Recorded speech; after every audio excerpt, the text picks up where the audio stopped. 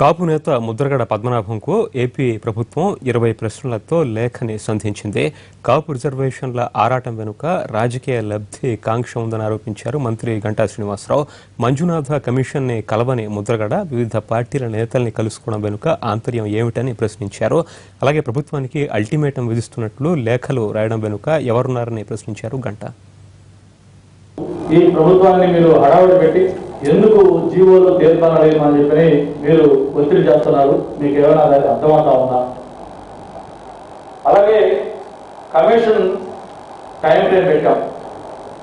Manjunath commission నియమించినప్పుడు ఆ కమిషన్కి ఒక కాల పరిమితి పెట్టి ఈ కాల పరిమితిలో ఇది కంప్లీట్ చేయండి అని చెప్పని వాళ్ళకి చెప్పి ఆ కాల పరిమితి కంప్లీట్ కాకముందే మీరు లేఖల పేరిట అలాగే నాయకులని కలయటం పేరిట మీరు చేస్తున్న హడావుడికి అర్థం ఏంటి?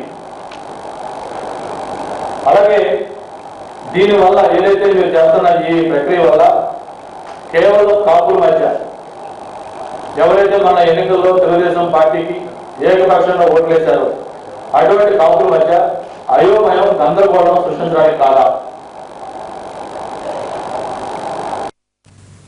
వరంగల్ మాజీ ఎంపీ ప్రముఖ వైద్యురాలు పాడి కల్పనాదేవి గుండెపోటుతో మృతి చెందారు.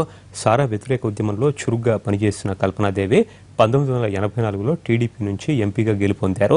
ఆ తర్వాత కాంగ్రెస్ పార్టీలో చేరి ఏఐసీసీ మెంబర్గా, డీసీసీ ఉపాధ్యక్షురాలుగా పనిచేశారు.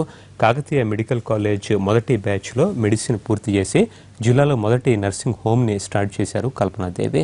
పలువురు ప్రముఖులు కల్పనాదేవి మృతదేహానికి నివాళులర్పించారు. రేపు హన్మకొండలో శ్మశాన వాటికలో అంత్యక్రియలు నిర్వహిస్తామని కుటుంబ సభ్యులు తెలిపారు.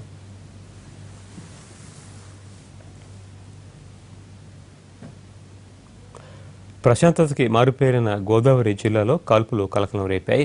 పాలకోడేరు మండలం గొల్లల కోడేరులో ఈ ఘటన జరిగింది. గ్రామంలో బ్రాహ్మణ సమైక్య భవనం నిర్మిస్తుండగా గ్రామానికి చెందిన రామకృష్ణరాజు అనే వ్యక్తి అడ్డుకున్నాడు. దీంతో వివాదం సర్పంచ్ వద్దకెళ్లింది. రాజులకు చెందిన స్థలాన్ని బ్రాహ్మణులకి ఎలా కేటాయిస్తారని సర్పంచ్తో వాగ్వాదానికి దిగాడు. మాటామాటా పెరగడంతో తన వద్దున్న రివాల్వర్తో 2 రౌండ్లు కాల్పులు జరిపాడు రామకృష్ణరాజు. సర్పంచ్ త్రుటిలో ప్రాణాలతో బయటపడ్డారు. ఈ ఘటనపై సర్పంచ్ ఫిర్యాదు చేయడంతో రామకృష్ణరాజుని అదుపులో తీసుకున్నారు పోలీసులు.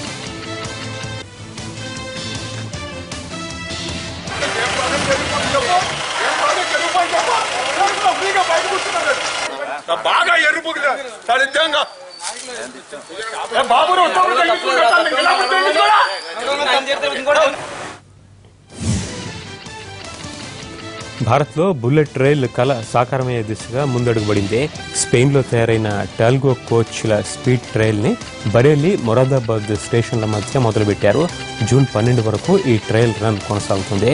టాల్గో బోగీలకి ఏర్పాటు చేసిన సెన్సర్లు సరిగ్గా పనిచేస్తున్నాయా లేదా ఈ ట్రయల్ రన్లో పరీక్షిస్తారు. స్పెయిన్లో తయారైన ఈ అత్యాధునిక కోచ్లని భారత రైల్ ఇంజన్తోనే నడిపారు.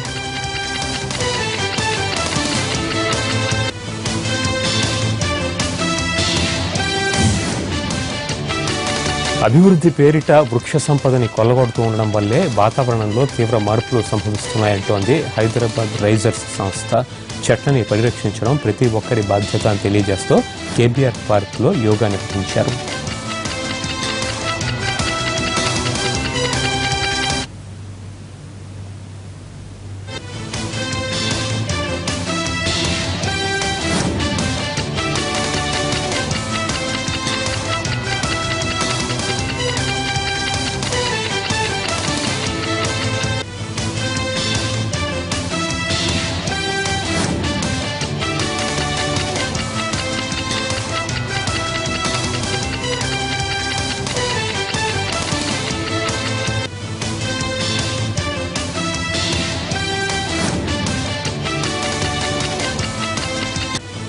అంటున్నారు వేరే చెట్లను పెడతాము అంటే చిన్న సాప్లింగ్స్ ఇస్తాము అని, మళ్ళీ అవి పెరిగి ఇది అయ్యేసరికి చాలా టైం పడుతుంది. సో ఉన్న వాటిని రక్షించుకుందాము అనేది మా అభ్యర్థన. తప్పకుండా దీన్ని ప్రభుత్వం ఆలోచిస్తుంది అని మేము కోరుకుంటున్నాం. కేబీఆర్ని సేవ్ చేయాలండి. కేబీఆర్లో చెట్లు కొట్టేయకుండా ఇలాగే మనకి కాకుండా మన ఫ్యూచర్ జనరేషన్స్కి కూడా, రాబోయే తరాల వాళ్ళకి, వాళ్ళ పిల్లలకి కూడా మనం చెట్లు కొట్టేయకుండా చెట్లని కాపాడుకోవాలి. అందుకే ఈరోజు మేము హైదరాబాద్ రన్నర్స్ సొసైటీ ఆధ్వర్యంలో నిర్వహించిన 10K రన్ ఉత్సాహంగా సాగింది. సంస్థ 10వ వార్షికోత్సవం సందర్భంగా నెక్లెస్ రోడ్లో రన్ నిర్వహించారు. సుమారు 1000 మందికి పైగా రన్నర్స్ పాల్గొన్నారు.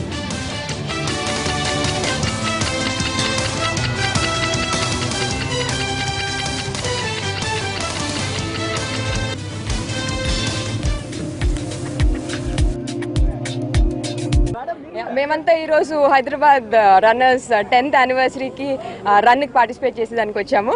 Congratulations to Hyderabad runners and keep inspiring more people. అందరికీ హెల్తీగా ఫిట్గా ఉండేదానికి, మంచి లైఫ్ స్టైల్ చూపించేదానికి హైదరాబాద్ రన్నర్స్ చాలా ప్రోత్సాహం ఇస్తోంది. We are all proud to be part of Hyderabad runners. To create active life styles, మనుషులందరూ కొంచెం బాగా యాక్టివ్గా ఉంటే మన దేశంలో బాగుంటుందనే ఐడియాతో హైదరాబాద్లో స్టార్ట్ చేసాం. అప్పుడు ఒక 5 మెంబర్స్తో స్టార్ట్ చేసినది ఇప్పుడు 3560 మెంబర్లు ఉన్నారనమాట. సో ఇవాళ మేము 9 years కంప్లీట్ చేసి 10th yearకి వెళ్తున్నాం. So that is the main reason why we organise this run.